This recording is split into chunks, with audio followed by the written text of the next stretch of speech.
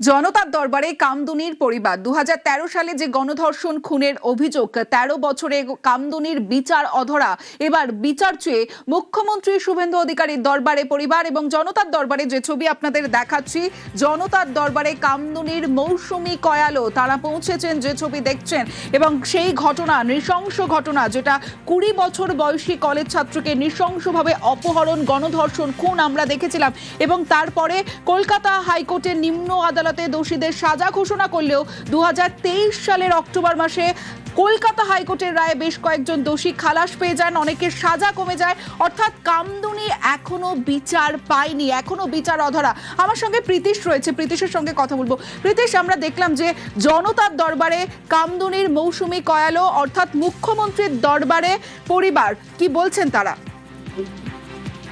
দেখো, ইতিমধ্যে কামদুনির যে নির্যাতিতার পরিবার, তার পরিবারের সদস্য এবং তার সঙ্গে সঙ্গে আন্দোলনের যে প্রধান দুজন মুখ অর্থাৎ মৌসুমী কয়াল এবং টুম্পা কয়াল, তারা দুজনেও কিন্তু আজকে জনতার দরবারে রাজ্যের মুখ্যমন্ত্রী শুভেন্দু অধিকারীর সঙ্গে দেখা করতে এসেছেন। দীর্ঘদিন ধরে এখনো পর্যন্ত বিচার অধরা, এখনো পর্যন্ত বিচার মেলেনি এবং যারা ধরা পড়েছিলেন তারা আবার বহাল তবিয়তে ছাড়া পেয়ে গিয়েছেন। এবং এই পরিস্থিতিতে দাঁড়িয়ে তারা কিন্তু মুখ্যমন্ত্রীর কাছে এই দরবারই করবেন যে অবিলম্বে যাতে এই সমস্ত ঘটনার অর্থাৎ কামদুনির যে ঘটনা, সেই কামদুনির ঘটনার ক্ষেত্রে দাঁড়িয়ে তারা যাতে বিচার পান, তেমনটাই কিন্তু দাবি জানাবেন আজকে মুখ্যমন্ত্রীর কাছে। এছাড়াও একাধিক যারা বিভিন্ন প্রান্তের সাধারণ মানুষরা রয়েছেন, তারা কিন্তু একাধিক দাবি নিয়ে এসছেন মুখ্যমন্ত্রী শুভেন্দু অধিকারীর কাছে।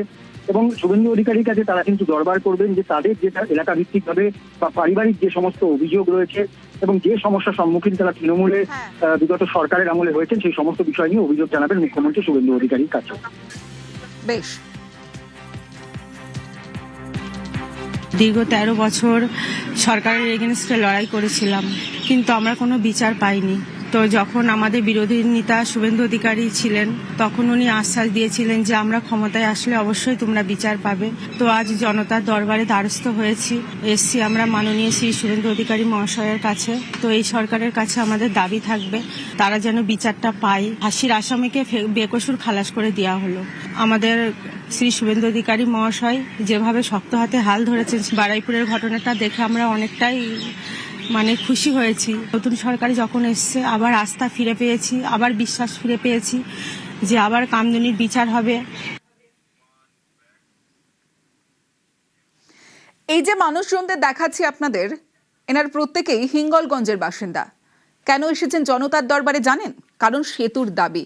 দীর্ঘদিন ধরে তাদের সেতু নেই। 50,000 মানুষ যে এলাকায় বসবাস করেন, তাদের প্রত্যেক দিনের যে যাতায়াত, সেই যাতায়াতে সমস্যায় পড়ছেন। একটা সেতুর প্রয়োজন, তাই সেই সেতুর দাবিতে জনতার দরবারে হিঙ্গলগঞ্জের বাসিন্দারা। হিঙ্গলগঞ্জের বিশপুর ও মামুদপুর গ্রাম, দুই গ্রামে প্রায় 50,000 মানুষ বসবাস করেন। গৌরেশ্বর নদী পেরিয়ে রোজ যাতায়াত করেন। তৃণমূল জামানায় সেতুর আশ্বাস হয়েছিল, কিন্তু সেই আশ্বাস পূরণ হয়নি বলে অভিযোগ। মাপজোকের পরও কাজ এগোয়নি বলে অভিযোগ। তাই আজ তারা এসেছেন জনতার দরবারে।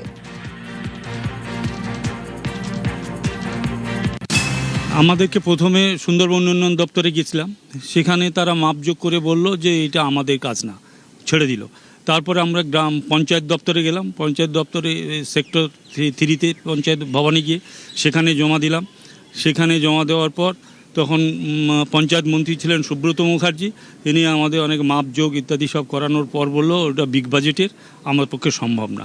তারপর আমরা গেলাম পিডব্লিউডি ডিপার্টমেন্টে, পিডব্লিউডি প্রিন্সিপাল সেক্রেটারি, তার কাছে আমাদের মাস্টার ফাইল জমা দেওয়া আছে।